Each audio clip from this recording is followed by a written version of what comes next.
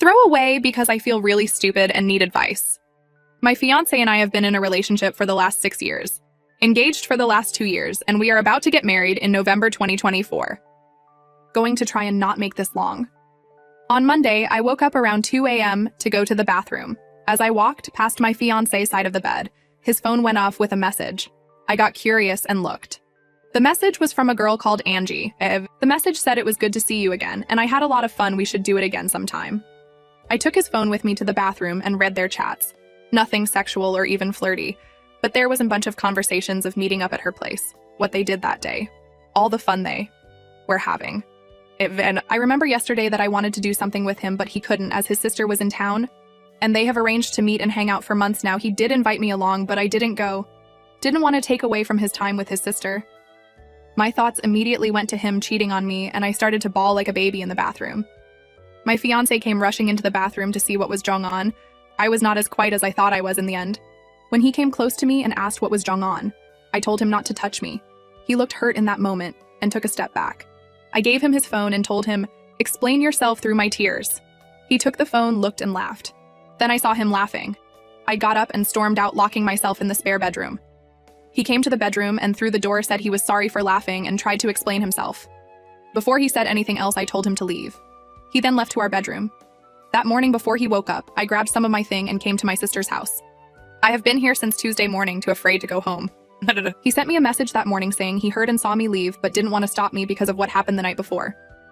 Again, he said sorry for laughing, but the situation was just ridiculous in the moment, and his tired brain responded with laughter. I sent back some hurtful thing and that he is a cheater. He responded with, "Angie is a nickname for my sister Angelina." He told me to confirm with his sisters if I didn't believe him, and told me check FB and Insta if I need proof because picture were posted of their meetup yesterday. He didn't say anything to the hurtful thing I said to him or anything, but told me the house is open for me to come back anytime I like, and when I do, we will have a serious conversation about what happened and what will happen going forward. I'm scared to go home, because I feel like he will be breaking up with me and I don't want that. How can I handle this? I know I was wrong for the way I acted. I acted like a child. I overreact. How can I fix this? What can I do now? Edit. Before someone asked, I have heard him referring to his sister as Angie in the past, but my brain didn't put it together that night. I have been at my sister's house since Tuesday morning, too afraid to go home, and the only text I have gotten from him so far is asking if I'm okay, and good night text. When I tried to talk over the phone, he says we will talk when you are home. He won't be doing it over a phone conversation. It to be had face to face. Update. I don't know what to do now. My fiancé left me. This morning, I got ready to go home. Before I left, I had a final conversation with my sister, and she basically said the same as all of you. During our conversation, the doorbell rung and my sister went to have a look at who is here so early on a Sunday. My fiancé walked in, and I was actually excited to see him. I went in to hug him, but he pushed me away. I felt hurt in that moment, and he asked to speak to me in private. We went up to the guest room where I was staying. I'm not young to say everything we discussed on here, but the short of the story is, he found it very childish for me to run out of the house without talking to him. He said he could forgive all of that because misunderstanding happened.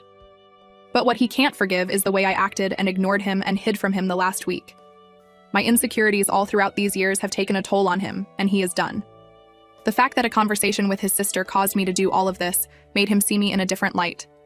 I did try and explain, and he laughed at me saying my reasoning is bullshit, as not just he, but the whole family refers to his sister as Angie. And I know that. He even brought up instances where I called he Angie myself. I tried to tell him that when I saw the messages, my mind just went blank, and he responded with, "Stop making excuses, I'm done with this." Nah. He then said it better to break up because he doesn't see this relationship going any further. I showed him all my stuff was packed and that I wanted to go home today. He just responded to little too late. He said it as if he was in a movie with no emotions on his face. When he looked at me, all I saw on his face for some reason is pity for me. He said he will be canceling everything, and all the money that I have spent on the wedding so far will be in my account as soon as he gets the refunds. Before he left, he just said, "I hope you will find someone that will be able to handle you childishness and insecurities, but that won't be me." He brought all my thing to my sister's house. He and 2 of his friends unload everything on my sister's lawn and left. What do I do now? I haven't been able to eat the whole day and just keep crying. How can I fix this? I was wrong, I know, but it's not fair that he will dump me because of this. Story 2. I hate my life. I hate my kid. I resent my family. I resent my in-laws. I resent my wife. I hate myself. I never wanted kids, but was never adamantly against having one. I get married. My wife knows how I feel about kids.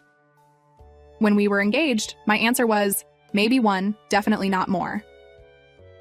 As my friends started having kids, I started leaning heavily against having kids. Some parents had good kids, some parents had bad kids, even the easy kids looked like too much work. Cue my wife's sister dying. All of a sudden, family is super important to my wife. I get that. At this point, my answer to kids was still no. My wife bothered me and bothered and bothered me. Eventually, I was convinced. The deal was her parents would sell their ranch and come live on our street. I was convinced. I was so dumb. I was told not to worry about all the realities of having a kid and losing my life, because grandma and grandpa are down the street and would be all the parents baby ever needed. Since my wife's sister died, she was the only hope for grandkids. My wife and her parents worked me over so good. They convinced me. They made good points. My wife's parents were in their 50s and good health. They would be here beyond the baby phase and would have enough energy to keep up with a kid. I'm shown enough Disney movies and Kodak Moment and am promised that I just have to be a good dad and provider. A 1950s dad, if you will. One where the mom unfairly does all the hard stuff. All the good and no bad? Cool. Fine by me. Well, here we are, 11 years later.